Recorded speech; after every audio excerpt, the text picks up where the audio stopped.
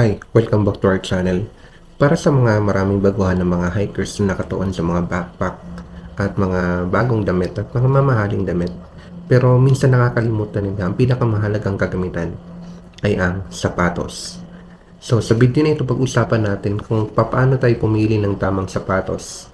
Kasi kung meron kang tamang sapatos, magiging ligtas ka at masaya ang pagkakaroon natin ng hiking. So una, mahalaga talaga ang tamang pagpili ng tamang sapatos. Kasi nakakaiwas ka sa mga paltos, blisters, o kung sa Bisaya pa na tawag natin, palot. So, mas nagiging komportable tayo kung maayos yung sapatos natin.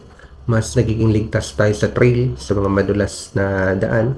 So, mas nakakaiwas din tayo sa pagod kasi mas comfortable yung paa natin. Pangalawa, ano yung hindi dapat gawin? So, huwag kang bumili ng mga flat na sapatos na wala namang grip. Kasi kadalasan, madudulas ka talaga sa mga ganyan. Huwag ka din bumili ng mga sneakers na madulas. At kung meron kang bagong sapatos, huwag mo munang gamitin yon kapag hindi pa yon nagagamit. Kapag gamitin mo muna para mas magkakaroon siya ng grip. So, umiwas din sa mga sandals. Pero kung yung sandal mo naman ay pwede naman angkop naman yung sandal mo sa pag-trail o sa mga madali ang trail or trekking, pwede lang yan. 3. Anong dapat hanapin sa hiking shoes? Una, maganda yung grip of friction or traction, I mean.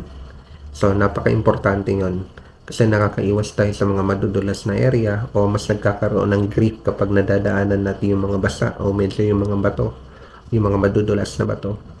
Komportable yung paa natin at tama ang sukat.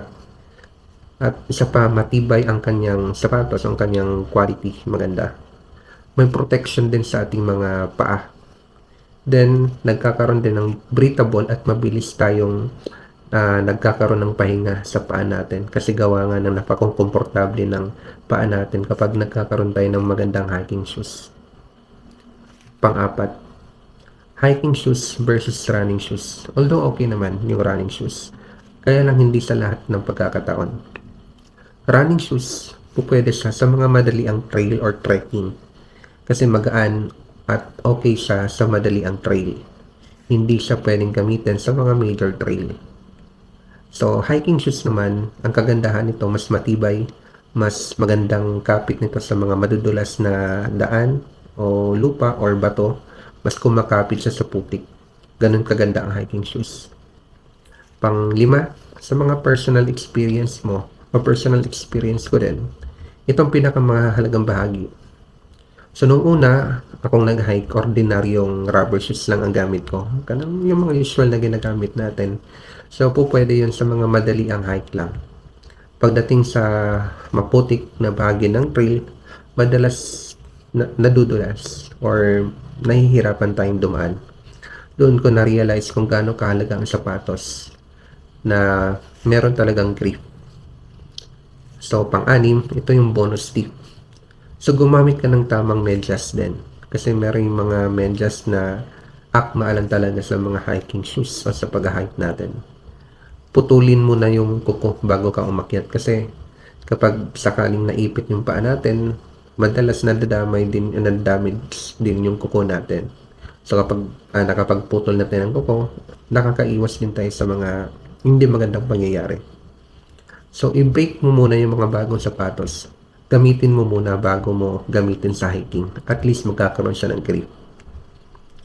So, yan ang mga bagay na dapat nating i-concern or saalang-alang kapag pumipili tayo ng running shoes, ng hiking shoes, o ng sapatos na gagamitin natin kapag tayo ay nag-hike. So, napakahalaga ng pagpili ng tamang hiking shoes. Kasi hindi talaga natin maiwasan na may mga pagkakataon na talaga nadudulas tayo lalo na kapag kinabukasan hiking natin. Tapos, gumamit tayo ng hindi akmang sapatos. Tapos basa yung mga daan, may mga maraming bato na madudulas.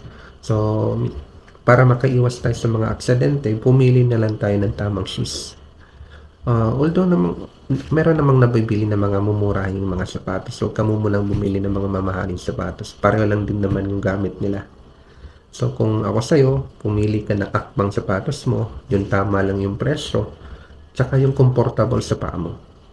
Yun ang mga bagay na dapat nating i-consider kapag tayo pumipili ng sapatos. So maraming salamat sa panonood. So keep on watching. So ito update ko lang. So hindi tayo nakapag-trail this week kasi gawa nga ng umulan. Dalawang beses ng nagkaroon ng ulan nga. Actually, the other day, nagpaplano ako mag-trekking nitong early in the morning. Kaya lang umulan the other day. So, yun, para makaiwas na sa disgrasya. Ano muna tayo. So, maybe by next week. So, tutuloy natin yung hiking natin. So, see you around. Thank you for watching. Bye.